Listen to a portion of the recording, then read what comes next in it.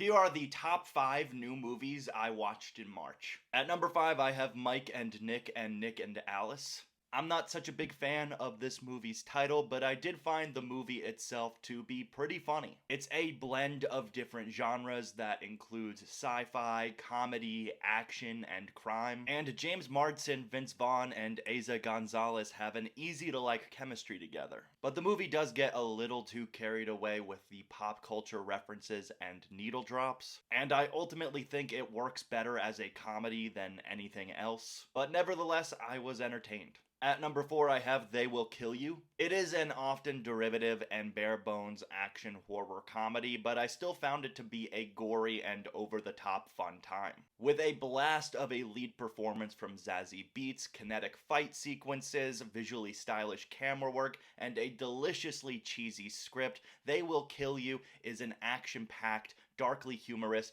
and unapologetically silly splatter film with a bonkers energy to it. At number 3, I have Forbidden Fruits. Did I like this movie? Yes. Do I wish I liked it more, though? Also, yes. Forbidden Fruits can come across as aimless and scattered at times, and parts of the narrative do feel underwritten. But I've seen several people say that they believe this will be a future cult classic, and it definitely has that vibe. I really dug the mall setting. I think that's a lost art in movies. Also, Lola Tung, Lily Reinhart, Victoria Pedretti, and Alexandra Shipp all work great together in this campy horror satire. Their Mean Girls-esque dynamic leads to many comical moments and is worth the watch for alone. At number 2, I have Heel. The kind of movie where I thought I knew where it was going, but it ended up blindsiding me and going in an unexpectedly empathetic direction. The performances from Stephen Graham, Andrea Riseborough, and Anson Boone are all outstanding and enhance this already smart and detail-oriented slow burn domestic thriller.